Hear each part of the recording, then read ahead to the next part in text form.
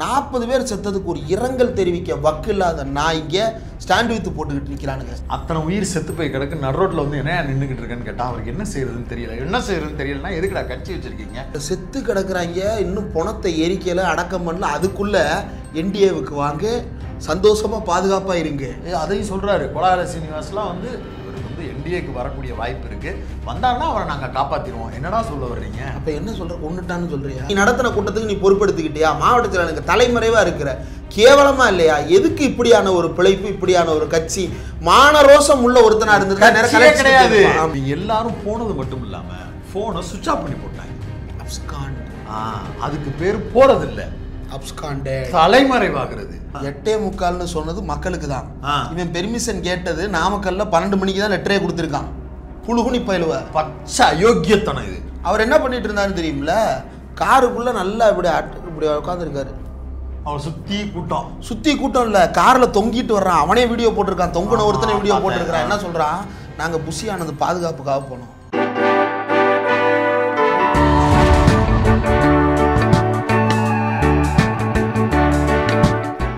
தொடர்ச்சியாக இந்த கரூர் இழப்புகள் குறித்து காணொளி போடுறதுக்கு பலரும் கேள்வி எழுப்பி கொண்டே இருந்தார்கள். ஆனால் பிளான் பண்ணி தான் அதை போட வேணாம் அப்படின்னு முடிவெடுத்தோம். ஏன்னா இப்போது ஒரு மரணம் நடந்திருக்கு. விஜய நார்மல் நாட்களில் விமர்சிக்கிறது, பேரலை சார்பாக அதை கேள்வி எழுப்புவது, அவருடைய நடவடிக்கைகள் இருக்கக்கூடிய பிரச்சனைகளை அரசியல் ரீதியாக விமர்சிப்பது அப்படிங்கிறது வேற. இழப்பு நடந்திருக்கும் போது அஃபிஷியலாக நம்ம பேரலையிலிருந்து ஒரு விமர்சனத்தை எப்படி பேலன்ஸ்டாக பேசணும் அப்படிங்கிறது வந்து சிந்திப்பது அப்படிங்கிற இடத்துல இருந்து தான் இந்த வீடியோவினுடைய தாமதமும் கூட. நம்ம அந்த நேரத்து கோபத்தை வெளிப்படுத்தியாச்சு, நம்முடைய வருத்தத்தை வெளிப்படுத்தியாச்சு, அழுகையை வெளிப்படுத்தியாச்சு. அதுக்கு மேலே போட்டு அடிச்சுக்கிட்டே இருக்கிறது அப்படின்றது கான்ஸ்பிரசிக்கு வழிவகுக்குது அப்படிங்கிறதன் அடிப்படையில் இருந்து தான் அதை வந்து. ஆனால் அவனுடைய நடவடிக்கைகள் அப்படி இல்லை. வேண்டாம் அப்படின்னு நம்ம தவிர்க்க நினைக்கிறத தவிர்க்கும் வகையில் அவங்களுடைய நடவடிக்கை இல்லை அப்படின்றது வந்து ரொம்ப ரொம்ப. நம்முடைய முதல் காணொலியில் நம்ம கேட்டது கரூர்லேருந்து ஏன் விஜய் புறப்பட்டார், எங்கே இருக்கிறார் விஜய் அப்படிங்கிறது தான். அந்த வேரிஸ் விஜய் அப்படிங்கிறது அதன் அடிப்படையில் தான் பேசுபொருளாக மாற்றப்பட்டது. பலரும் என்ன சொன்னாங்க, இல்லை அவர் அங்கே இருந்தாருன்னா அது ரொம்ப டேஞ்சரு, அதனால அவரே கிளம்புறது தான் சரி. நீ கிளம்பி போ, அங்கே கூட இருந்த புஷியானதை விட்டுட்டு போயிருக்க வேண்டியதானே, சிடிஆரை விட்டுட்டு போயிருக்க வேண்டியதானே, ஆதவர்ஜனா விட்டு போயிருக்க வேண்டியதானே. இதெல்லாம் நம்ம கேட்குற கேள்வி. இப்போ ஆஸ்பத்திரிக்கு போனால் சட்டையை பிடிச்சி உழுக்குவான்ல, ஆமாம் உன்னை நம்பி தானே என் பிள்ளைய அனுப்புனேன், எப்படி கொண்டுட்டியேன்னு கேட்பான்ல, அதுக்கு பதில் சொல்ல தெரியாதுல்ல. அது பப்ளிக்கு ப்ரெஸ்ஸு கேட்பாங்க சார். ஜென்ரலாக அப்படி ஒரு ஜிஹெச்சில் வந்து நின்றுட்டு நிற்கிறீங்கன்னா கேட்பாங்க. நீ இவ்வளவு விமர்சிக்கிறிய சேகர் பாபு, வட சென்னை பகுதிகளில் வெள்ளம் சூழ்ந்துருச்சு. சேகர் பாபு மேயர் பிரியா 2 பேரும் வந்து போகிறாங்க, ஸ்பாட்டுக்கு போகிறாங்க. சுற்றி ஒரு 250 பேர் கேள்வி மேலே கேள்வி, ப்ரெஸ்ஸு வேறு நிற்கிது. அவ்வளவுக்கும் பதில் சொல்லிட்டு அந்த மக்களை வந்து அரவணைச்சு ஆறுதல் தெரிவிச்சுட்டு நடந்து போகிறாரு. நபர்களாக அவங்க மேலே உங்களுக்கு விமர்சனம் இருக்கலாம், அவங்க செயல்பாடுகள் விமர்சனம் இருக்கலாம். ஆனால் அரசியல்வாதிக்குன்னு ஒரு குணம் இருக்குல்ல, அது வந்து பப்ளிக்கிட்ட நம்மளை எப்படி காட்சிப்படுத்துறது, நம்ம ஒரு விஷயத்த கேமராட்ட எப்படி சொன்னால் அது போய் ரீச் ஆகும் அப்படிங்கிற சென்ஸ் இருக்கணும். அரசியல்வாதியை தவிர்த்துட்டு சினிமாக்காரங்களுக்கு அது உண்டு. ஜனத்தை பகச்சுக்க கூடாதுன்றது வந்து அடிப்படை. அது வந்து வியாபாரி கூட ஜனத்தை பகச்சுக்க மாட்டான். காந்தி ஏங்க நான் வயலன்ஸுக்கு போனாரு? அது அவ்வளோ கூட போக வேண்டாம். ஏன் வந்து பகிர்ச்சிக்க மாட்டாங்க? அப்போ மக்கள் தான் பிரதானம், மக்கள் தான் மூலதனம். அவங்கள வந்து எதிர்நிலைப்பாட்டுக்கு தள்ளிட்டு நீ யாருக்கு அரசியல் பண்ண போற, யாருக்கு வியாபாரம் பண்ண போற, யாருக்கு சினிமா நடிக்க போற? இது வந்து சினிமாக்காரங்களுக்கு இயல்பாகவே தெரியும். ஆனால் சினிமாக்காரங்கள்ட்ட ஒரு சின்ன கோடு வித்தியாசம் என்னன்னா, தனக்கு எதிராக இன்னொரு போட்டியாளர் இருப்பது போல காட்டுவதும், அவங்கள சண்டைக்கு இழுப்பதும், அவங்களுடைய உணர்வுகளோடு விளையாடுவதுங்கிறது வந்து அவர்களுக்கு இயல்பிலேயே ஊறி இருக்கு.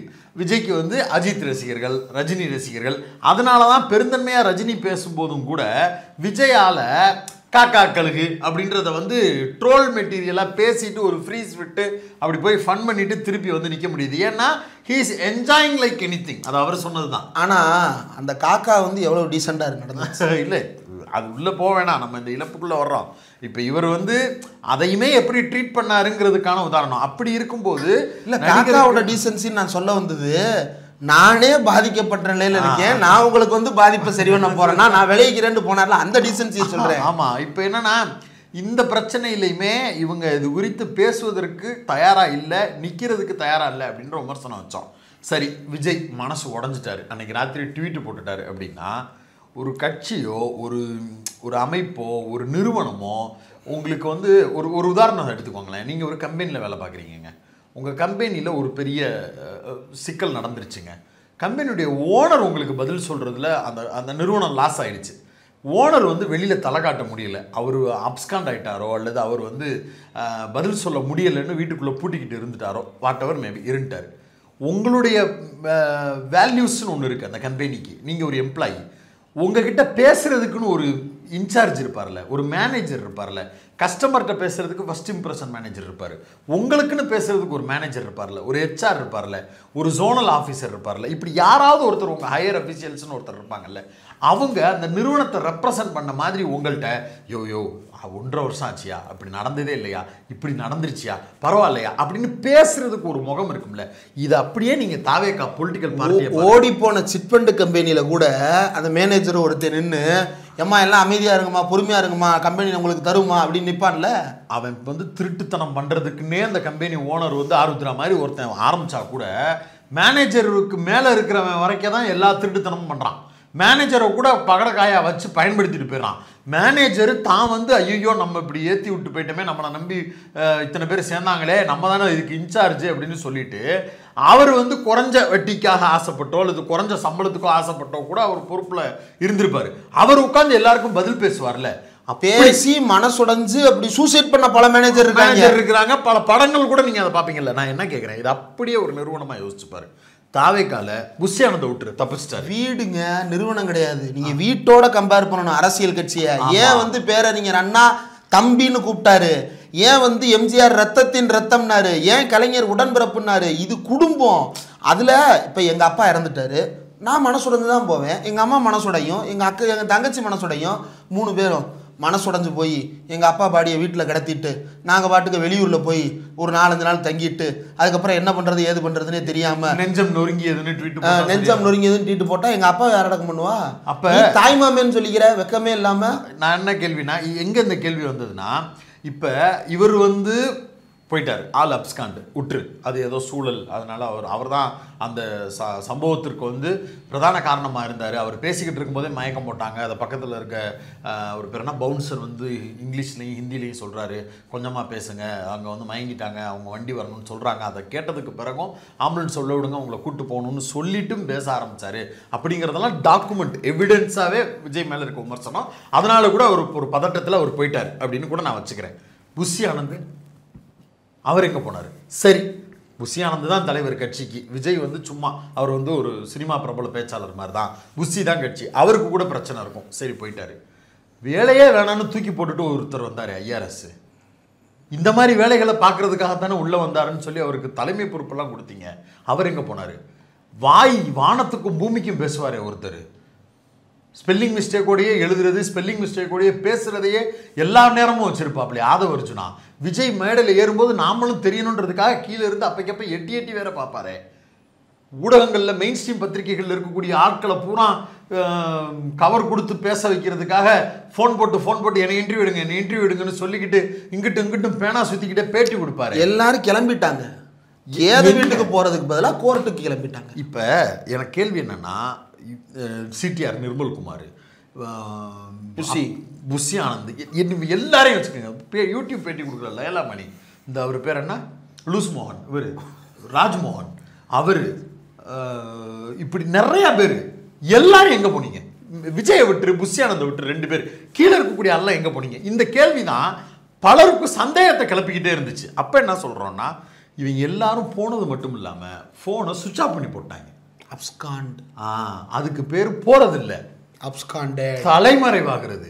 இவ்வளவையும் பண்ணிட்டு அந்த நேரத்தில் அந்த மக்களோடு நிற்கிறதுக்கு வாய்ப்பு இருந்தும் தகுதி இருந்தும் தேவை இருந்தும் நிர்பந்தம் இருந்தும் நிற்காம விட்டுட்டு எங்களை வந்து இதுக்கு பின்னாடி ஒரு சதி இருக்குன்னு நாங்கள் நினைக்கிறோம், இதை வந்து சிபிஐ விசாரிக்கணும், இது வந்து தற்செயலாக நடக்கலை, எதுக்கெல்லாம் கேவலமான கற்பனைவாதம்னு பாருங்கள்.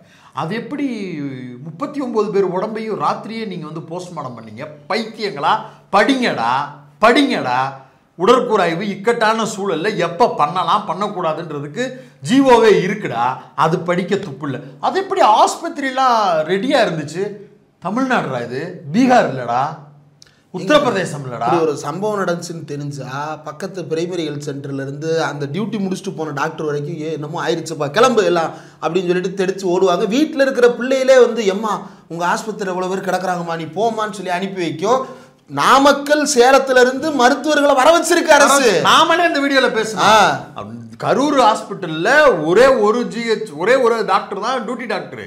நாமக்கல்ல இருந்து டாக்டர்ஸை ஃபோன் பண்ணி வர சொல்லி பண்ணியிருக்காங்க. வி செந்தில் பாலாஜி லைவ்னு ஏதோ ஒரு அக்கௌண்ட், அந்த அக்கௌண்ட்ல வாய்ப்பு இருந்தா போய் தேடிப்பாரு. அந்த சம்பவத்தின் போது போடப்பட்ட லைவ் வீடியோல இந்த ஸ்ட்ரக்சரு பெட்டு இது எல்லாத்தையும் இழுத்து இழுத்து கொண்டு வர்றாங்க. ஏன்னா எண்ணிக்கை கூடிருச்சு, ரெடி பண்ணிட்டு இருக்காங்க. ஏன்னா விஜய் பேசிக்கிட்டு இருக்கும் போதே பல பேர் மயக்கம் போட்டு ஹாஸ்பிட்டலுக்கு வந்துகிட்டே இருக்கிறாங்க. இந்த செய்தி தெரிஞ்சதுக்கு பிறகுதான் செந்தில் பாலாஜி வேகமா ஓடி வர்றாரு. விஜய் ஸ்பீச் முடிஞ்ச 10 நிமிஷத்துக்குள்ள வந்தாருன்னா விஜய் ஸ்பீச் ஆரம்பிக்கிறதுக்கு முன்னாடியே மயக்கம் போட்டா விஜயே சொல்றாரு. இவன் வந்து என்ன நினைச்சிட்டான்னா நியூஸை பார்க்குறான், பார்த்துக்கிட்டு இருக்கும்போது செந்தில் பாலாஜி போறாருன்னு வருது, உடனே ரெண்டையும் சேர்த்துட்டான். சம்பவம் நடந்து கிட்டத்தட்ட ஒரு 50 நிமிடங்களுக்கு பிறகு செந்தில் பாலாஜி அங்கே உள்ள என்ட்ரி ஆகிறாரு. இப்போ பேஷண்ட்ஸை எடுத்துகிட்டு போக ஆரம்பித்ததுக்கு பிறகும் கரூர்ன்ற ஊர்லேயே இருக்கக்கூடிய ஒரு மனுஷன், அந்த மக்களின் ஓட்டை வாங்கி ஜெயிச்சு எம்எல்ஏ ஆகி அமைச்சரான ஒரு மனுஷன், அந்த உடல்களை பார்ப்பதற்கோ அந்த மக்கள் மருத்துவ உதவிகளை மேற்பார்வை செய்வதற்கோ போலன்னா தான் பிரச்சனை. ஆமாம், போனது இல்லை பிரச்சனை. அவர் 50 நிமிஷத்துல போவார், 10 நிமிஷத்துல போயிருந்தா கூட என்ன இப்போ உனக்கு பிரச்சனை? ஏன்னா இவங்களுக்கு வந்து வழக்கமே என்னன்னா 8:45 சொல்லிட்டு சென்னையில இருந்து 8:45 கிளம்புறவனுங்க. நான் என்ன கேட்குறேன், உங்க அண்ணனை பத்தி சினிமாவில் இருக்கக்கூடிய நபர்கள் கொடுக்குற பேட்டியெல்லாம் நீ ஃபயர் போட்டிருக்கில்ல, ஷார்ப்பா இருப்பாரு. எத்தனை பேர் சொல்லியிருக்கிறார். 9 மணிக்கு கால் ஷீட் கொடுத்தாருன்னா 8:45 வந்து நிற்பாரு. நீங்க பாருங்கன்னு சொல்லிட்டு அவர் வந்து நிற்பாரு. அவர் சினிமாவில் டைமிங்கை மெயின்டைன் பண்றதுல ரஜினி சார் மாதிரி ஈக்குவலா ஒரு சூப்பர் இப்படிலாம் பேசுவல்ல. காசு கொடுத்து நடிக்கிற படத்துக்கு கரெக்டாக வர தெரியுது. மக்கள்கிட்ட ஓட்டு கேட்டு வரணும்னு நினச்சி ஆரம்பிக்கிற கட்சி மீட்டிங்க்கு மட்டும் காலையில் 8:45 நாமக்கல்லில் மீட்டிங்னா காலையில் 8:45 தான் சென்னை ஏர்போர்ட்டுக்கே நீ வருவ. அப்படின்னா 8:45 ஃப்ளைட் டிக்கெட் போட்டியா? இல்லை, ஓன் ஃப்ளைட்டு. நீ வந்து தனி விமானம் மூலமாக கிளம்பி இருக்கிற. நீ சொல்கிற நேரத்தில் தான் பைலட் வண்டி எடுக்க போகிறாரு. நீ சொல்கிற நேரத்தில் தான் பாரு. 8:45 நாமக்கல்லில் பேசணும்னா 6 மணிக்கு கிளம்பி இருக்க வேண்டியதானே. ஹைலைட் தெரியுமா? 8:45 சொன்னது மக்களுக்கு தான். இவன் பெர்மிஷன் கேட்டது நாமக்கல்ல 12 மணிக்கு தான் லெட்டரே கொடுத்துருக்கான். புழுகுனி பயிலுவ பச்சை அயோக்கியத்தனம் இது. 3 மணி நேரம் முன்னாடி உடைய Twitter official handle, head quarters handle, இதை வந்து அஃபிஷியல் அக்கௌண்ட்னு உங்க தலைவரே சொல்லியிருக்கிறாரு, புச்சியானந்த் சொல்லியிருக்கிறாரு. அந்த மூலமா தான் செய்தி வெளியிடுறீங்க. ஊடகங்கள் இருக்கக்கூடிய எல்லாரும் அதான் ஃபாலோ பண்றோம்.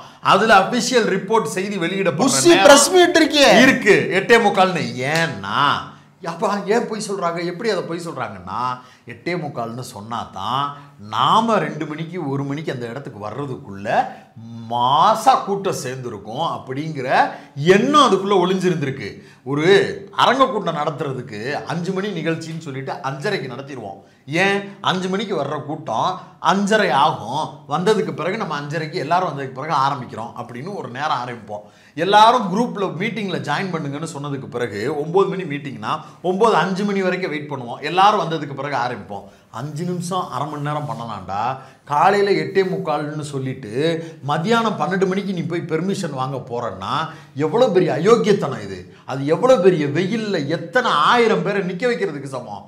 அது மட்டும் இல்லாமல் நேரம் கிடச்சிச்சுன்னா விஜய் பார்த்துடலான்னு பக்கத்தில் இருக்கிறவங்க பூரா கிளம்பி வந்து நீ வரும்போது மாசா ஒரு கூட்டம் தெரியணுங்கிற ஒரே ஒரு குரூர எண்ணத்தால் இத்தனை பேருடைய இழப்பு நடந்திருக்கே அப்படின்னு கேள்வி கேட்டா உள்நோக்கம் கற்பிக்கிறீங்களா அப்படின்னு கேட்குறேன்னா இது குற்றச்சாட்டா? நீ என்ன நீதிபதியா உனக்கு உள்நோக்கம் கற்பிக்காம இருக்கிறதுக்கு? இல்ல, நீதிபதிக்கே வந்து தப்புன்னா தப்பு இப்படி ஒரு தீர்ப்பு கொடுத்துருக்கீங்களான்னு கேட்கக்கூடிய சமூகம் மேல மாறிக்கிட்டு இருக்கு. அப்படித்தானே கேட்கணும். இது என்னடான்னா இவங்களை கேள்வி கேட்கக்கூடாது. கேள்வி கேட்கறதுக்கு பதில் இல்லையே. உங்க கட்சியினுடைய மீட்டிங்கில் வந்து பங்கெடுக்கக்கூடிய நபர்களே அவ்வளவு தூரம் கொடுத்ததுக்கு பிறகு தகவல்கள் சொன்னதுக்கு பிறகு ரொம்ப மணி நேரமா வெயிட் பண்ணிக்கிட்டே இருக்கணும். ஒத்து சொன்னாப்புல அந்த இருக்கக்கூடிய ஜனம் பூரா சொல்லுது. கரூரில் 3 மணி வரைக்கும் நல்லா தாங்க இருந்தாங்க பசங்க. 3 மணி வரைக்கும் இருந்தாங்க. அவர் 3 மணிக்கு வரலை, இன்னும் அவர் வந்துக்கிட்டு தான் இருக்காருன்னு தெரிஞ்ச உடனே எங்கிட்ட இருந்தோ ஆளுங்க வந்துக்கிட்டே இருக்காங்க. இன்னும் வந்துடுவாரு, இன்னமே தான் வராராம், மச்சான் அவர் இன்னும் வரவே இல்லையாண்டா, வாங்கடா கிளம்பி அப்படின்னு சொல்லிட்டு ஒவ்வொருத்தவனா கிளம்பி வர ஆரம்பிக்கிறான். சாவகாசமா இவர் 7:30 மணிக்கு வரும்போது ஆஹா தளபதியை பார்க்குறோம்டா அப்படின்னு சொல்லிட்டு வர எல்லாரும் கூட்டமா இருக்கிறாங்களா அப்படின்னு சொல்லிட்டு லைட்டை அமர்த்திட்டு இவர் வந்துட்டாரு. ஏன்னா லைட்டை போட்டா எல்லாரும் பார்த்துட்டோம், தலைவா நல்லா இருக்கியா அப்படின்னு பார்த்துட்டோம் அப்படின்னு கிளம்பி போயிட்டாங்கன்னா நம்ம பேசும்போது ஆள் இல்லாமல் பேசுற மாதிரி இருக்கக்கூடாதுங்கிறதுக்காக லைட்டை அமர்த்திட்டாரு. இப்படின்னு அங்கே இருக்கக்கூடிய நபர்கள் பூரா விமர்சிக்கிறாங்க. நான் கூட ஒரு செய்தி கேள்விப்பட்டேன். என்னன்னா அவர் வந்துகிட்டு இருந்தாரு, இவர் காரில் உட்கார்ந்து இருக்கிறத பார்த்துட்டு கிஃப்ட் கொடுக்கறது, ஜாமான் செட்டு கொடுக்கறது, பக்கத்தில் வந்து செல்ஃபி எடுக்கிறது, ஃபோட்டோ எடுக்கிறதுன்னு நிறைய பேர் நிறைய வேலை பார்த்தாங்க. அதனால இவர் லைட் அமர்த்திட்டு பின்னாடி போயிட்டாரு. அது வந்து கூட வர்றவங்களில் ஒருத்தர் வந்து பைக்கில் உள்ளே விழுந்து ஆக்சிடென்ட் வேற ஆச்சு. அதனால நம்ம ஒரு யாருக்கும் தொந்தரவு பண்ண வேணான்றதுக்காக உள்ளே போனார் அப்படின்னு ஒரு காரணம் சொன்னாங்க. அது கூட அக்செப்டபிள். நீ போயிட்ட அப்படின்னா கூட்டத்துக்குள்ளே வந்துட்ட 50 மீட்டருக்கு முன்னாடி பேசுங்கன்னு எஃப்ஐஆர் வெளியே வந்திருக்கு. அந்த எஃப்ஐஆர் நாம டிஸ்பிளே பண்ணுறோம். வாய்ப்பு இருக்கிறவங்க பாஸ் பண்ணி படிங்க. நெஞ்சு பதறுது. புஷி ஆனந்திடம் பலமுறை சொல்லிவிட்டோம் உயிரிழப்பு ஏற்படுவதற்கான வாய்ப்பு இருக்கிறதுன்னு. காவல்துறையிலிருந்து 50 மீட்டருக்கு முன்னாடியே பேச வச்சுட்டு போயிடலான்னு சொல்லப்பட்டதற்கு பிறகும் உயிர் சேதம் ஆகிவிடும் அப்படின்னு புஷி ஆனந்திடம் நாங்கள் எச்சரித்தோம் அப்படின்னு சொன்னதுக்கு பிறகும் புஷி ஆனந்த் தரப்பு அதை பொருட்படுத்தவே இல்லை அப்படின்னு எஃப்ஐஆர்ல பதிவு செய்யப்படும். அந்த தகவல் பொய்ன்னு நீ மறுப்பு கொடு. அது போலீஸ் சொல்லுதுன்னா ஆதாரம் இல்லாமல் சொல்ல மாட்டாங்க. அவங்க எவிடன்ஸ் வச்சுட்டு தான் பேசுவாங்க. போலீஸ் 1000 கதை சொல்லும், எங்களுக்கும் தெரியும். ஆனா வீடியோவில் பார்த்தது அப்படியே அவன்கிட்ட இருக்கு, போலீஸ் சொல்றதுல இருக்கு. மறுப்பு கொடு, பொதுவெளியில வெளியிடு. மக்களுக்கு தான் நீ அக்கௌண்டபிளா இருக்க போற. ராகுல் காந்தி ஓட்சோரி மேட்டர்ல நீ ஏன் எனக்கு பெட்டிஷன் கொடுக்கலன்னு தேர்தல் ஆணையம் கேட்டுச்சு. அவர் என்ன சொன்னாரு, டேய் நான் மக்கள்கிட்ட ஓட்டு வாங்கிட்டு ஜெயிக்க போறோம்டா, நான் மக்கள்கிட்ட தான்டா பேசுவேன், உனக்கு வேணா நீ கோர்ட்டுக்கு கூப்பிடு, அதுக்கப்புறம் நான் வந்து பதில் சொல்லிக்கிறேன் அப்படின்னாருல. நீ மக்களை தானே சந்திக்க போற, வந்து பதில் சொல், மக்களுக்கு பதில் சொல். ரோடா அலைய போறேன்றல முதல்ல இப்ப அடுத்த வாரம் போக மாட்டேன்ற. அதாவது அடுத்த கட்சிக்காரை வந்து நிகழ்ச்சியில பூரா ரத்து பண்ணிட்டு இருக்கிறான். ஆனா நீ இப்ப வரைக்கும் தற்காலிகமாக நிறுத்தி வைக்கப்படுகிறதுன்ற அறிவிப்பு கூட இல்லை. ஈகோப்பா, அதெல்லாம் ஈகோ சாட்டிஸ்ஃபை ஆகும். அதை நீங்கள் பண்ணிடக்கூடாது. சினிமாக்காரங்க இல்லை, அவங்க நம்ம பின்வாங்கிறதா, பின்வாங்கிட்டோன்னு சொல்லிட்டாங்கன்னா அப்படிங்கிற எண்ணம் தான் அதில் இருக்கும். ஆனால் அடிப்படையில் பொண்ணா நம்பர் பயந்தாங்கொழி ஃபோனை சுவிச் ஆஃப் பண்ணிட்டு ஓடுறோம். போகிற இடத்துலலாம் கூட்டம் வருதுன்றாங்களே. இவன் ஷூட்டிங்க்கு போகிறப்பெல்லாம் ஒரு கூட்டத்தையும் நான் பார்த்தது இல்லை. இப்போ சென்னையிலேருந்து வீட்டில் இருந்தானே கிளம்பி யாரும் வரலையே. அங்கே மட்டும் எப்படி வர்றான்? அவர் என்ன பண்ணிட்டு இருந்தாருன்னு தெரியுமில்ல, காருக்குள்ளே நல்லா இப்படி உட்காந்துருக்காரு. அவர் சுற்றி கூட்டம் இல்லை, காரில் தொங்கிட்டு வர்றான். அவனே வீடியோ போட்டிருக்கான், தொங்குன ஒருத்தனை வீடியோ போட்டிருக்கிறான். என்ன சொல்கிறான், நாங்கள் புஷி ஆனந்த் பாதுகாப்புக்காக போனோம், புஷி ஆனந்த் பாதுகாப்பாக போனோம்னு சொல்லிட்டு போயிட்டு உள்ளுக்குள்ளே இருக்கிற அந்த வீடியோவை காட்டுறான். அதில் தான் புஷி ஆனந்த் அப்படி தலைமையில் கையை வச்சுக்கிட்டு ஜாம் நடு ராத்திரியில் என்ன பண்ணுறதுன்னு தெரியாமல் நடுத்தருவில் போய் இருட்டில் போய் நின்றுக்கிட்டு புஷி ஆனந்த் தனி ரோட்டில் இப்படி நின்று பேசிக்கிட்டு இருக்கிற மாதிரி ஒரு வீடியோ நியூஸ் தமிழ் ரிப்போர்ட்டர் எடுத்து போட்டிருக்கிறாரு.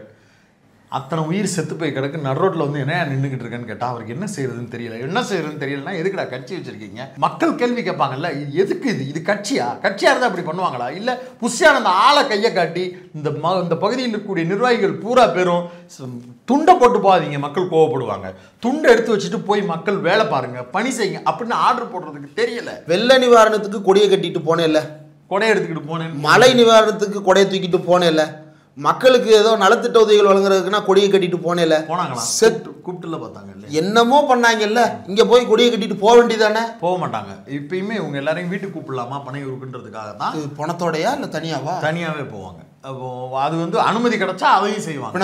பிணங்களோடய போயிட்டு வாசல்ல நின்று போட்டோ ஷூட் எடுக்கணும். இப்போ வரைக்கும் கிளம்பி போகலன்னா கேட்பாங்க, மக்கள் கேட்பாங்க, ஊடகங்கள் கேட்கும். ஏன்னா போனா பிரச்சனை ஆகும்னா எது கட்சி நடத்துற வேற ஏதாவது சொல்றப்ப போ இறங்கணும்னா போட்டோ கேட்டாங்கல்ல, போட்டோக்கு போஸ்ட் கொடுத்தில்ல. அத்தனை பேர் செத்ததுக்கு பிறகு சென்னை ஏர்போர்ட்ல நீ இறங்கி போறன்னு ஒரு விஷுவல் வருது. விமான நிலையத்தில் இருக்கக்கூடிய பணியாளர்கள் பூரா பேரும் போட்டோ கேட்கறாங்கன்னு உடனே அத்தனை உயிர் போனதையும் தெரிஞ்சுக்கிட்டதுக்கு பிறகு செல்ஃபி எடுத்து கொடுத்துட்டு வர்றேன். ஏன்னா கேட்டாங்க, அதனால கொடுத்தேன். பத்திரிக்கைக்காரன் முன்னாடி திருச்சி ஏர்போர்ட்ல கேட்டானேடா, அவ்வளவு கேள்வி கேட்டானே, பதில் சொல்லலையே. அதை எதுல சேர்ப்ப? அவங்க கேட்டது போட்டோ கொடுப்பேன்னா இவங்க கேட்டதுக்கு பதில் கொடுக்கணும்ல. அது ஸ்கிரிப்ட் எழுதிக்கிட்டு இருக்கோம், அதுக்கு தான் பட்டினப்பாக்கம் போயிருக்கோம் இப்போ. ஆனால் இவ்வளவு நடந்ததுக்கு அப்புறம் மீடியாவில் வீட்டை விட்டு வெளியே வந்த விஜய், அது ஒரு கேப்ஷனா? பாத்ரூமுக்குள் புகுந்த விஜய், வண்டலூர் ஜூல குண்டை விட்டு வெளியே வந்த கொரிலா அப்படின்னா ஏதோ ஒன்றா, இப்படி ஏதாவது ஒண்ணுன்னா அது செய்தி. விஜய் வீட்டுக்குள்ள இருந்து வெளியே வருவார்ன்றது ஒரு செய்தி. 2.5 மணி நேரமா ரோட்ல போறாங்க, 2.5 மணி நேரமா லைவ் போடுறாங்க. இந்த ஊடகங்களுக்கு பொறுப்பு இருக்கா இல்லையான்னு திரும்ப திரும்ப கேட்குறோம். அறிவு இருக்கா இல்லையான்னு கேட்கணும். திரும்ப திரும்ப கேட்குறோம். இந்த விஷயத்தில் பேசுறதுக்கு நீங்கள் எல்லாரும் கொடுத்த ஹைப்பு பெரிய காரணம். ஒரு ஊடகத்தோட வேலை என்னன்றா நான் கேட்குறேன். கரூரில் அவ்வளோ பெரிய பிரச்சனை, லைவ் எல்லாரும் நீங்கள் பண்ணீங்க, சரி ரைட்டு, ரேட்டிங்காக பண்ணோம், பச்சை அயோக்கியத்தனம், சரி பண்ணிட்டேன். லைவ் ஃபீடு கொடுக்கக்கூடிய யாராவது ஒரு பத்திரிகையாளர், கூட்ட நெரிசல் அதிகமாக இருக்கிறது, வீடியோவை பார்த்து கொண்டிருக்கக்கூடிய விஜய் ரசிகர்கள் யாராவது இங்கே வரணும்னு நினச்சிங்கன்னா தயவு செய்து வர வேண்டாம், இங்கே கட்டுக்கடங்காத கூட்டம் இருக்கிறது சொல்லியிருக்கணுமா சொல்லியிருக்கக்கூடாதா, கன்சனோட பேசியிருக்கணுமா இல்லையா? அதை விட்டுட்டு சாறை சாறையாக கொத்து கொத்தாக வந்து கொண்டே இருக்கிறார்கள் இளைஞர் படை. அவரை ஒரு அம்மா வாசிச்சது, அதுதான் நம்மளுக்கு கோபம். அவர் இந்த தமிழ்நாட்டு மக்கள் இத்தனை பேர் திரண்டிருக்கிறார்கள் என்றால் அத்தனை பேரும் அவரை தாய் மாமனாக ஏற்றுக்கொண்டார்கள், தாய் மாமனாக ஏற்றுக்கொண்டார்கள், தளபதியாக ஏற்றுக்கொண்டார்கள். லைவ்ல பேசுறதா இது? ஒரு மேடம் பேசுறாங்க செய்தி வாசிக்கிறேங்கிற பேர்ல. இவ்வளவையும் பண்ணிட்டு இது இந்த ரத்தக்கார உங்க மேலையும் படியலையா? நீங்களும் பொறுப்பு இல்லையா? ஊடகத்தோட வேலை என்ன? அங்க நின்றுக்கிட்டு சொல்லக்கூடாது. அந்த ஊடகத்தில் நின்றுக்கிட்டு இது வந்தா உயிருக்கு ஆபத்து, அச்சுறுத்தல் இருக்கு, தயவு செஞ்சு கூட்டு போங்க, தயவு செஞ்சு யாரும் வராதிங்க, வீடுகளில் இருந்து இந்த செய்தியை நாங்கள் ஒளிபரப்புறோம் பாருங்க, அந்த அக்கறை கூடவா இருக்காது? அதை எதையுமே செய்யலை. இல்லை, இப்படி ஒரு பல விஷயங்கள் பேசிக்கிட்டு இருக்கப்ப இவங்க இதை பூரா கேள்வியா எழுப்பி இவ்வளவு பிரச்சனை இருக்கடா பதில் சொல்லுங்கடான்னு கேட்டா, வித்தியாசமா கிட்டத்தட்ட 32-34 மணி நேரமா எல்லா நபர்களும் ஃபோனை சுவிட்ச் ஆஃப் பண்ணி போட்டுட்டு யாரை சந்திச்சாங்க, என்ன சந்திச்சாங்க, யாரோட ஃபோன் பேசினாங்க, யாரோட ஆன்லைன் மீட்டிங் அட்டன் பண்ணாங்க, எதுவுமே நம்மளுக்கு தெரியல. முடிவெடுத்தாங்க, திடீர்னு ஒரு கும்பல் வெளியில் வந்தாங்க. இதுக்கு பின்னாடி ஒரு பெரிய சதி இருக்குன்னு நாங்கள் நம்புகிறோம். திமுகவினுடைய சதி இருக்குமா, அந்த பகுதியில் முன்னாள் அமைச்சராக இருந்தவருடைய சதி இருக்குமான்னு சம்பந்தம் இல்லாமல் இந்த சதி கோட்பாட்டை உருவாக்கி இப்போ வெளிப்படையாக நின்று பேசுகிறேன்ற பேரில் திமுகவில் இதில் சதி நடந்திருக்கிறது, ஆளுங்கட்சி இதில் சதி செய்திருக்கிறது, சிபிஐ விசாரணை வேணும்னு தேவையில்லாமல் முரட்டடி வாங்குறதுக்கு உண்டான வேலையை பார்த்துக்கிட்டு இருக்காங்க. விஜய்க்கு இருக்கக்கூடிய கொஞ்ச நஞ்ச பேரையும் கேவலப்படுத்த போறானுங்க. அருணா ஜெகதீசன் அவர்களுடைய அறிக்கையும் சரி, இது நீதிமன்றத்திற்கு விசாரணையாக வந்ததற்கு பிறகு அதில் கேட்கப்படக்கூடிய கேள்விகளுக்கு பூரா விஜய் கிட்ட நியாயமான பதில் இல்லாம பொதுவெளியில் அம்பலப்பட்டு அசிங்கப்பட்டு நிர்மூலமா நிற்கக்கூடிய சூழலை இந்த தாவேக்கா காரணங்களே உருவாக்கி கொடுக்குறானுங்க. 8:45 வர வேண்டிய விஜய் 8:45 சென்னையில என்ன பண்ணிக்கிட்டு இருந்தாருன்னு ஒரு நீதிபதி அந்த இடத்துல உட்காந்துக்கிட்டு நேர்மையா கேட்டார்னா என்ன பதில் சொல்லுவ? என்ன பதில் சொல்லுவ? மேக்கப்போட லேட் ஆயிடுச்சுன்னு சொல்லுவியா? சொல்லு. ஜோசியக்காரர் நல்ல நேரம் பார்த்துட்டு போகணும்னு சொன்னாரு, 8:45 ராவு காலம், அதனால நான் கிளம்பாம இருந்தேன் சொல்லுவியா? பதில் சொல்லணும்ல. அங்க இந்த கேள்விக்கெல்லாம் நீ முதல்ல பதில் சொல்லு. அப்புறமேட்டுக்கு மீதி இருக்கிறவனுக்கு பூரா நீ வந்து உள்நோக்கம் கற்பிக்கலாம். இதே கேள்வியை அன்னைக்கு நைட்டு நீ கரூர் ஆஸ்பத்திரி வாசல் நின்று கேட்டுட்டு போயிருந்தேன்னா வேற மாதிரி போயிருக்கு. அதை கூட நீ வந்து குருமூர்த்தியை சந்திச்ச நபர்களிடமிருந்து தான் கேட்டுக்கிருவன்ற செய்தியை வரும்போது தான் அப்படியே பக்கு பக்குன்னு இருக்கு. பரம்பரையில பார்த்தேன், அது பொய்ன்னு அவர் சொல்றாரு. அவர் என்னைக்கு உண்மையை சொல்லியிருக்காரு? ஏங்க அவங்க தான் அதிமுகவினுடைய பிரிவுக்கு நாங்க காரணமே இல்லை அப்படின்னு சொன்னாங்க. சாக்கடை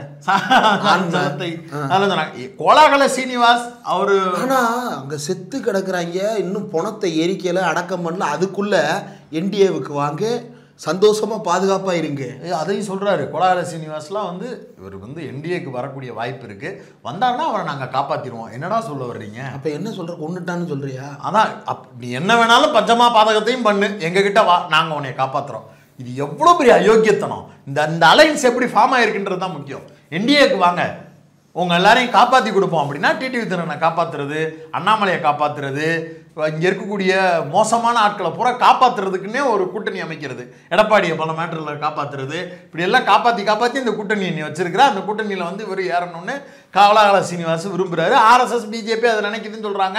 விஜய் தாவேக்கா கட்சியினுடைய நிர்வாகிகள் போய் சந்திச்சதா புதிய தலைமுறையில் செய்தி வேற வருது. அதற்கு பிறகு குருமூர்த்தி இல்லை என்னை யாரும் சந்திக்கலை அப்படின்னு அவர் வந்து ரொம்ப நேர்மையாக ஒரு பதில் சொல்லியிருக்கிறாரு. இப்படி எல்லாத்தையும் நம்ம கூட்டி கழிச்சு பார்க்கும்போது இவர்களுடைய நோக்கம் தான் நம்மளுக்கு சந்தேகத்தை கொடுக்குது. சிபிஐ விசாரணை கேட்பதும், எங்களுக்கு வந்து என்டிஏ கூட்டணிக்கு இவர் வாங்கன்னு இவரை அழைப்பதும், அதற்கேற்றாற் போல் இவர்களுடைய நகர்வுகளும் அமைதியாக இருப்பதும் சம்திங் ஃபிஷி. இவர்கள் வேறு ஏதோ ஒன்றை திட்டமிடுகிறார்கள். இதுக்கு கல் வீசிட்டாங்க, அது வந்து கான்ஸ்பிரசிக்கு ஒரு சாட்சி. கல் வீசினதுக்கு ஏதாவது ஒரு ஃபோட்டோ கொடு. ஆமாம், கீழே நிற்கிற தொண்டை 100 பேர் வீடியோ எடுத்து வச்சிருக்கிறான், வீடியோவை பப்ளிஷ் பண்ணியிருக்கிறான். ஒரு சேனலுக்கு 3 பீட் வச்சு கவர் பண்ணியிருக்கிறாங்க. நேரில் போன பத்திரிகையாளர் கோடீஸ்வரன் வந்து ஃபோட்டோவை கையில் வச்சு பேட்டி கொடுக்குறாரு. நீயே உன்னுடைய சேனலில் மல்டிபிள் ஆங்கிள்ஸில் கேமரா வச்சு கவர் பண்ணி போட்டிருக்கிற. ஏதாவது ஒரு இடத்தில் கல் வீசப்பட்டதற்கான இன்னொன்று, கல்லை எப்படியா குனிஞ்சு எடுக்க முடியும் அந்த கூட்டத்தில்? கீழே வந்து மனித உடலை கழுத்தை மிதித்து ஏறி நின்றுக்கிட்டு இருக்கிற ஒருத்தன் எப்படி கீழே குனிஞ்சு கல் எடுத்து வீசினான்ற? இப்படி கூட கை வச்சுக்க முடியும். அதுக்கு அப்படியே தான் வெளியே போறாங்க. கையவே அவனால இன்னொரு 1 இன்ச்சுக்கு முன்னாடி கொண்டு வர முடியும். அவ்வளவு நெருக்கடியில் இருக்கலாம். கீழே குனிஞ்சு கல் எடுத்தாங்கிற அங்க இருக்கக்கூடிய பொருளை கரண்ட் கட் ஆரம்பிச்சு. எடப்பாடி பழனிசாமி கரண்ட் கட்டுன்னு ஒரு வதந்தி. அது எடப்பாடி பழனிசாமி அப்படி ஒரு வதந்தியை கிளப்புறாரு. அந்த பகுதியில் இருக்கக்கூடிய மக்கள் சொல்றாங்க 2 செய்தி. ஆமா, கரண்ட் கட்டாச்சு. எப்ப கட்டாச்சு? வர்றதுக்கு முன்னாடி இல்ல, ஆன் ஸ்பாட்ல ஒரு வயரை கட் பண்ணி இருக்கிறாங்க. ஏன் கட் பண்ணி இருக்கிறாங்கன்னா அங்க இருக்கக்கூடியவர்கள் கத்தி இருக்கிறாங்க. டிரான்ஸ்ஃபார்மர்ல ஏறிட்டான். இந்த லைனை கட் பண்ணுன்னு சொல்லி அந்த லைனை கட் பண்ணிட்டு வித்தின் a மினிட்ல அவங்களை இறக்க சொல்லிட்டு மறுபடியும் அந்த கரண்ட் ஆன் ஆயிருக்கு. இது வந்து அங்க இருக்கக்கூடிய அந்த பகுதியை சார்ந்தவர் பிபிசிலயோ எதுலையோ பேட்டி கொடுத்துருக்குறாரு. இன்னொன்று, அரசாங்கம் வந்து மின்சாரம் கொடுக்காம ஜென்ரேட்டர் வச்சிருக்கிறாங்க. என்ன, நாங்கள் ராஜரத்ன ஸ்டேடியம் வாசலில் நிப்பாட்டினதுக்கே நாங்களே 2000 ரூபா கொடுத்து வாடகைக்கு எடுத்து ஒரு ஜென்ரேட்டர் வச்சோம்டா. உங்க கட்சி சார்பா உங்களுடைய மாவட்ட நிர்வாகி போய் கரண்டை கட் பண்ணுங்கன்னு மனு கொடுக்குறாரு. ஆமா, அரசாங்கம் எங்களுக்கு கரண்ட் கொடுக்காது, அதனால நாங்கள் ஜென்ரேட்டர் வச்சுக்கிட்டோம்னு நீ பெருமை பீத்தலா பேசுற. அவங்க தான் கரண்டையே கட் பண்ணுன்னு சொல்றாங்களே.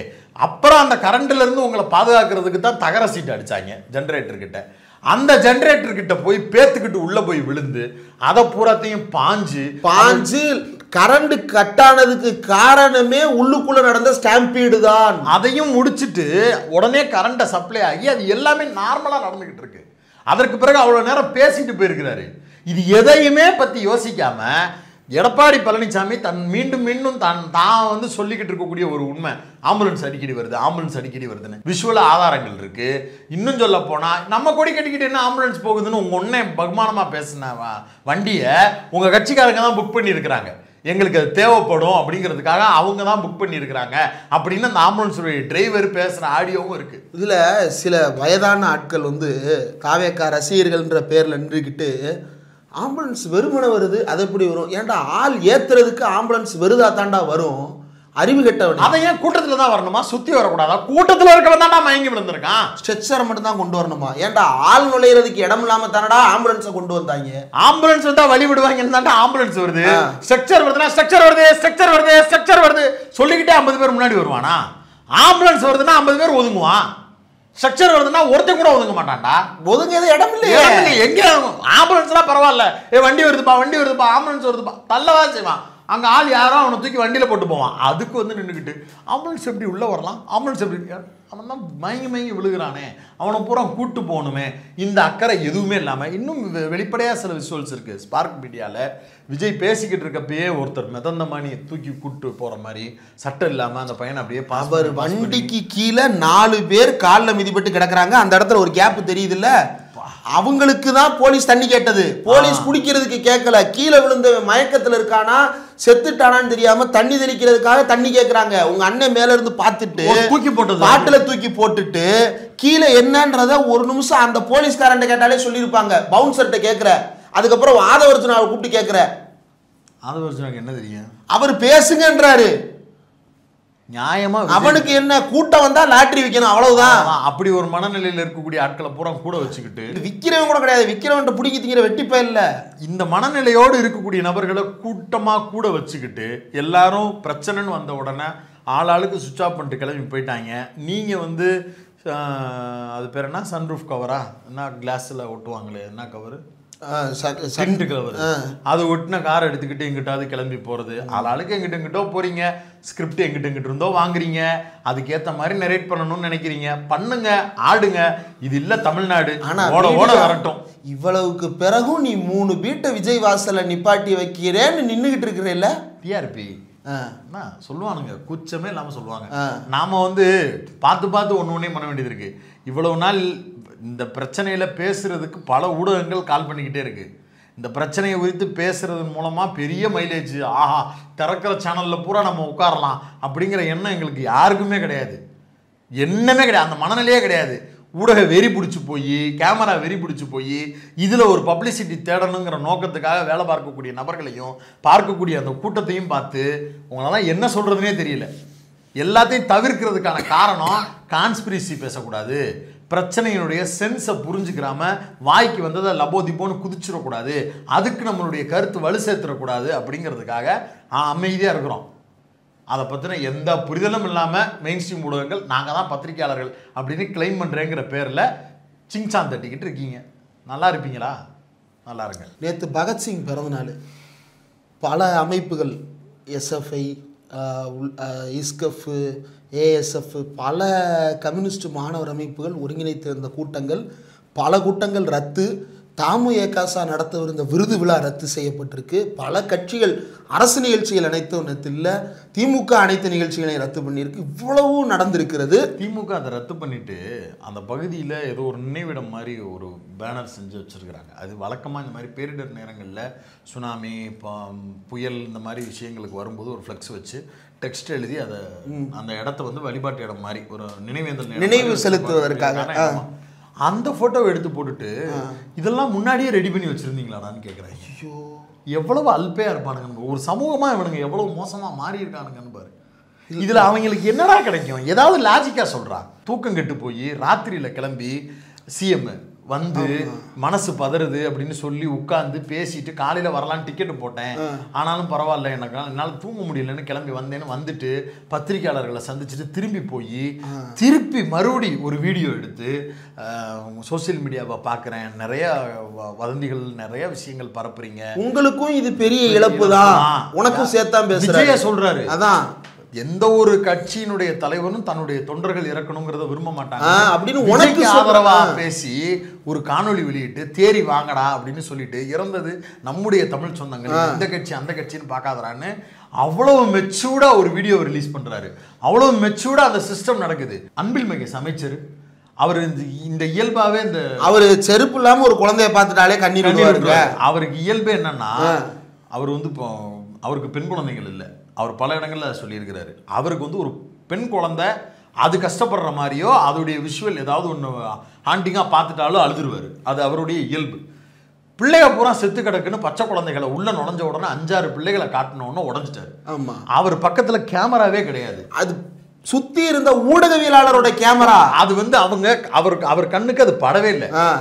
அமைச்சர் அன்பிலுடைய பிஹேவியரை தொடர்ச்சியா ஃபாலோ பண்ற ஆட்கள் பூரா பேருக்கு அது தெரியும். ஏன்டா அறிவில்லாத உங்க அண்ணனே பொதுவெளியில எப்படி நடந்துக்கணும்னு கேமரா கான்சியஸா இருக்கிறான்ல, ஒரு அரசியல்வாதிக்கு எவ்வளவு கேமரா கான்சியஸ்னஸ் இருக்கும், அதையெல்லாம் தாண்டி உடஞ்சு ஒரு ஆள் அழுகிற. ஆனா ஒரு மனுஷனோட அழுகையை எப்படி மீளால இவ்வளவு கேவலமா இது பண்ண முடியுதுன்னே தெரியல. அது பின்னாடி இருந்து ஒருத்தர் ஓடி வந்து ஒரு கேமராவை ஆன் பண்றாரு, முன்னாடி இருந்து ஒருத்தர் ஆன் பண்றாரு. இவங்கெல்லாம் வந்து அழுகுறாங்க, இவங்கெல்லாம் வந்து வீடியோ எடுக்கிறாங்க அப்படிங்கிறதுக்காக வந்த அழுகு இல்லை. அது படித்து சொல்கிற மேடானா அடிச்சுக்கிட்டு அழுகிறது. அது கேமரா இருக்கும்போது வரவே வராது, அது வேற மாதிரி இருக்கும். சரி, அது உங்கள் பக்கம் திரும்ப விரும்பலை, ஆனாலும் இது இப்படி ஒன்று நடக்கிறதுக்கு உள்நோக்கம் கற்பிக்கிற மனநிலை இருக்குல்ல. உங்கள் அண்ணன் வந்து இறங்கி வந்து அத்தனை 39 பேர் 41 பேரை உங்கள் அண்ணன் கழுத்தில் வச்சு கொண்டாரு அப்படின்னு சொன்னால் அது எவ்வளோ பச்சை அயோக்கியத்தனமாக இருக்குமோ அந்த மாதிரி அயோக்கியத்தனம் இது. உங்கள் அண்ணன் நினச்சிருந்தா இந்த உயிர் பலிகளை தடுத்திருக்க முடியும்னு சொல்கிறது வந்து விமர்சனம், கேள்வி எழுப்புறது, சந்தேகிக்கிறது இல்லை. இந்த மரணத்திற்கான காரணம் என்ன அப்படிங்கிறத பேசுறது தானே தவிர, கூப்பிட்டு தானே வந்தான், நீதானே பொறுப்பெடுத்துக்கணும், அந்த பொறுப்பை நீ எப்படி தட்டி கழிக்கலான்ற விமர்சனமே தவிர கொலையை வந்து எங்க அண்ணன் செஞ்சாரு, நேரடியாக கத்தி எடுத்து குத்துனாரு, நேரடியாக கழுத்தை நெரிச்சாரு அப்படின்னு சொல்றது இல்ல. அது ரெண்டு வேற வேற. விமான சாகச நிகழ்ச்சி விபரீதம் நடந்தது, அரசு பொறுப்பெடுத்துக்கிச்சா இல்லையா? இந்த இழப்புக்கே அரசு தானப்பா பொறுப்பெடுத்து. நீ என்ன பண்ற? நீ பொறுப்பெடுத்துக்கிட்டியா? நீ நடத்தின கூட்டத்துக்கு நீ பொறுப்பெடுத்துக்கிட்டியா? மாவட்ட செயலாளர் தலைமறைவா இருக்கிற, கேவலமா இல்லையா? எதுக்கு இப்படியான ஒரு பிழைப்பு, இப்படியான ஒரு கட்சி? மானரோசம் உள்ள ஒருத்தனா இருந்திருக்கா கிடையாது. இது கட்சியா இருந்தா கீழ்மட்ட நிர்வாகி வந்து, நான் ஒவ்வொரு பேட்டிலையும் சொல்றேன், ஒவ்வொரு வீடியோலையும் சொல்றேன், இது கட்சி கிடையாது, இது வாட்ஸ்அப் குரூப் கூட கிடையாது. இவங்க பூரா பேத்தையும் மாபா கிரியேட் பண்ணி அனுப்புறாங்க. இதனால தான் கட்சியினுடைய கீழ்மட்ட நிர்வாகிகளில் விஜய் போற பகுதிகளில் அந்த மாவட்ட நிர்வாகி மேடைகளிலும் அந்த வண்டியிலையும் இல்லாமல் இருப்பதனுடைய பிரதான பிரச்சனையே இதுதான். இப்படி ஒன்று நடக்கும்போது எவனுமே ரெஸ்பான்சிபிலிட்டி எடுத்துக்க மாட்டான். அத்தனை பேரும் செத்து கிடக்கிறப்ப இன்னைக்கு அந்த வக்கீல் சொல்றாரு, தாவேக்காவனுடைய வக்கீல், அவங்கெல்லாம் எங்கேருந்து வந்திருக்கிறாங்கன்றதை பார்க்க வேண்டியது இருக்கு அப்படிங்கிறாரு. அப்படின்னா என்ன அர்த்தம்? அவன் பூரா யாருன்னே தெரில. அதனுடைய அர்த்தம் அவர் அந்த அந்த பொருளில் தான் சொல்கிறாரு. அவங்கெல்லாம் கட்சிக்காரங்கன்னு எப்படி முடிவுக்கு வந்தீங்கன்ற கேள்வி வருதுன்னா அவன்லாம் கட்சிக்காரன் இல்லை. அப்போ கட்சிக்காரனுக்குன்னா என்ன என்ன அடையாளம்? நீ உறுப்பினர் ஐடி ஓடிபியை வாங்கி நான் சேர்த்துட்டேன், அது மட்டுமா? அவனோட ரெஸ்பான்சிபிலிட்டி யார் எடுத்துக்கிறது? நாமக்கல்லேருந்து வந்தான், கரூர்லேருந்து வந்தான், பக்கத்தில் இருக்கக்கூடிய வெவ்வேறு பகுதியிலேருந்து வந்தான்னா அந்த பகுதியோட நிர்வாகிக்கு தெரிஞ்சிருக்கணும்ல. எத்தனை பேர் ஊரில் இருந்து வந்தான், எப்படி வந்தானே தெரில.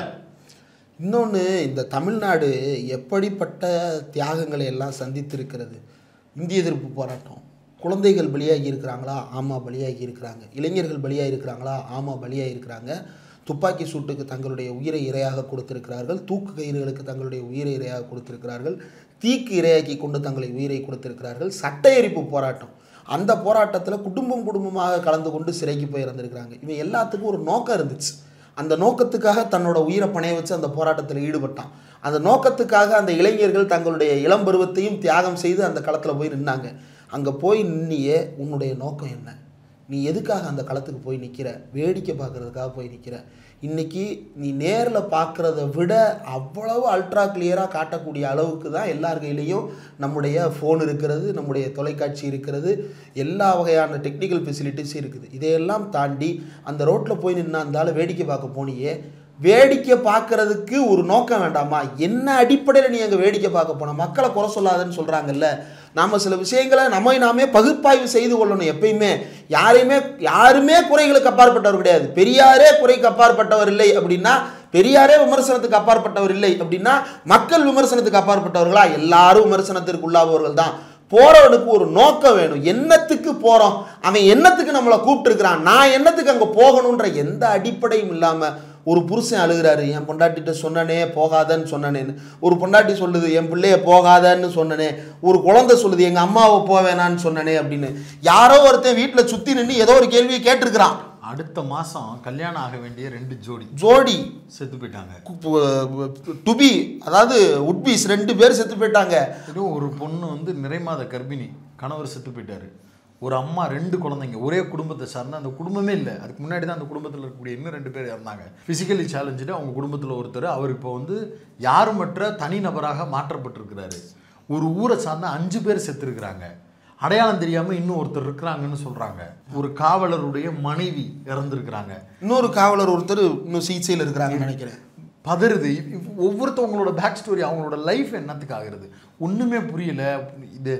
இதுலேருந்து அந்த குடும்பம் மீண்டு எழணும்னா நீங்கள் கொடுக்குற ஒரு 20 லட்ச ரூபா பணம் தூக்கி போடுறீங்கல்ல, என் இதயம் நொறுங்கி விட்டது அப்படின்னு ஒரு பேச்சுக்கு கூட அவங்கள சந்திக்காமல் வீட்டுக்குள்ளே இருந்துக்கிட்டு அரசாங்கம் 10 லட்சம் கொடுத்துச்சா, இந்தா 20 லட்சமாக கொடு அப்படின்னு 20 லட்சம் கொடுக்குறதும், 2 லட்ச ரூபா முடியாமல் இருக்கேன் இந்தா அப்படின்னு கொடுக்குற மனநிலை. இன்னொன்று கவனிச்சிங்களா, திமுக தரப்புலையோ அல்லது ஸ்டாலின் ஆதரவாளர்கள் தரப்புலையோ ஸ்டாலின் அங்கே போய் நின்னது தான் பேசு பொருள்.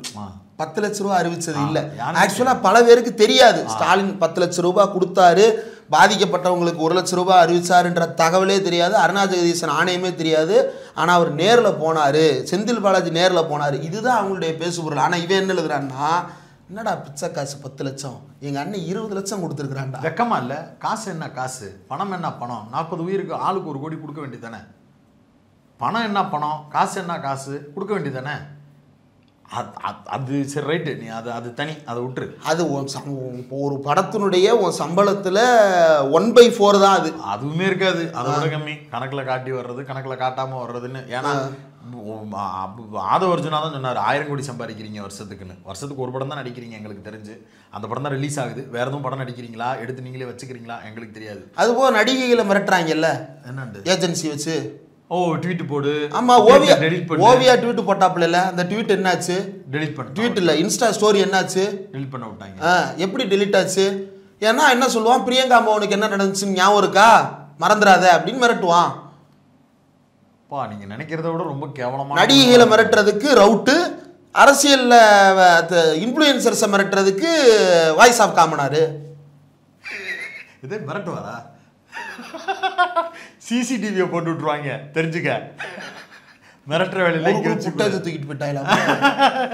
பேசுவோம், அது வேற மேட்ரு, வேற டைம்ல பேசுறேன். தயவு செய்து கேத வீட்டுக்கு போங்கடா. முதல்ல இந்த கேத வீடுன்னு சொன்னா அவங்களுக்கு புரியாது. ஒரு மரணம் நடந்த வீட்டுக்கு, ஒரு துக்கம் நடந்த வீட்டுக்கு போறது அப்படின்றது வந்து ரொம்ப அடிப்படையான மாண்பு, மனித மாண்பு. ஏன் வந்து சண்டைக்காரன் கூட சாவு வீட்டுக்கு போய் நிக்கிறான்? சண்டைக்காரன் கூட சாவு வீட்டுக்கு போய் நிப்பான்.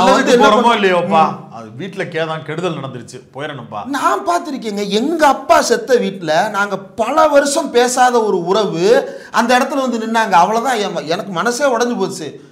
வந்து நின்னுட்டாப்லையே அப்படின்னு அது அப்படி மாறும். அப்படியான ஒரு இடம். அந்த இடத்துல நீ போய் நிக்காம கோர்ட்டுக்கு போய் நிக்கிற, நீதிபதி வாசல்ல போய் நிக்கிற, 40 பேரை போலியா ரெடி பண்ணி, பத்திரம் ரெடி பண்ணி மனித உரிமை ஆணையம், அது எப்படி தேசிய மனித உரிமை ஆணையத்துக்கு போறது? ஏன் அப்பதானே கோலாகலம் சொன்ன மாதிரி காப்பாற்ற முடியும்? எல்லாம் நேஷனல்ல இதே சிபிஐ விசாரணை தள்ளி போடுவதுன்னு விமர்சிச்சாரு. 5 வருஷம் தள்ளி போடுவதற்காகத்தான் சிபிஐ விசாரணையான்னு கேட்டேலடா. அதே ஆதரவு வந்து சிபிஐ விசாரணை வேணும்னு கேக்குறீங்க. அது என்ன எல்லாருமா சேர்ந்து ஒன்றியத்தில் இருக்கக்கூடிய கட்டமைப்பு கிட்ட போய் பேசுறது? இந்த மனநிலை எங்க இருந்து வந்துச்சு? ஏன்னா அவன் தான் இப்படியான மாபை எப்படி உருவாக்குறதுன்னு சொல்லி கொடுத்தா, அவன் சொன்னபடி நாங்கள் உருவாக்கணும். இப்படி கேதம் நடந்து வச்சு இப்போ அவன் தானே எங்களை காப்பாற்றணும். அப்படினாலுமே கொள்கை எதிரி கிட்ட போகக்கூடாது. நீங்க கொள்கையில தானங்க எதிரி. அரசியல் இந்த மாதிரி கால்குலேஷன்ஸ் எல்லாம் பார்த்துக்கலாம். அரசியல்ல தான் திமுக எதிரி, கொள்கை அங்கிருந்து திருடிப்போம். கொள்கையில தான் பாஜக எதிரி, கூட்டணியை அங்கிருந்து திருடிப்போம். பச்சை அயோக்கியத்தனமா இல்ல? இன்னும் நாட்கள் ஆக ஆக என்னென்ன கோமாளித்தனமான வேலைகள் எல்லாம் இவனுங்க செஞ்சுட்டு வர்றானுங்க மட்டும் சாடிஸ்ட் பா. அந்த லைட் ஆஃப் பண்ணி ஆன் பண்றான்ல அந்த ராட்சஸ், அவன் வந்து அதுக்கு வந்து ஏதோ அன்பான பிஜிஎம் போட்டிருக்கான், அப்படியே கட் பண்ணி ராட்சசன் பிஜிஎம் போடு. கொடூரமான ஆளா இருக்கிறான் அவங்க அண்ணன். அந்த மனநிலை இப்போ சுத்தி அவ்வளவு கூட்டத்தை நிற்பாட்டி ரசிக்கிற அந்த மனநிலை வந்து எதிரிக்கு கூட இல்லாத, அதை தானும் ரசிக்கின்ற ஒரு ரசிகர் கூட்டமாக நீங்க இருக்கீங்க அப்படின்னா தயவு செய்து உங்களை சுய பரிசோதனை செய்து கொள்ளுங்கள், உங்களை சுய விமர்சனத்திற்கு ஆட்படுத்திக் கொள்ளுங்கள். அப்படியான பிள்ளைகள் யாராவது உங்கள் வீட்டில் இருப்பார்களே ஆனால் அந்த பிள்ளைகளை தயவு செய்து கவனியுங்கள், அவர்கள் மீது கவனம் செலுத்துங்கள், அவர்களோடு உரையாட தொடங்குங்கள்.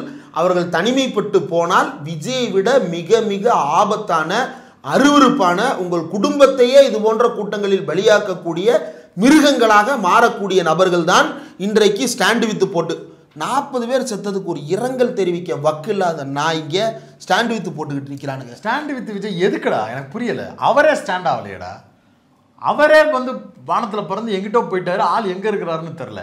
நிற்காத ஒருத்தருக்காக நிற்கிறேன்னு நீ போடுறேன்னா அப்போ செத்த 40 உயிருக்கு கப்பல் விளாகர்ஸுக்கு பூரா காசு கொடுத்தாச்சுல.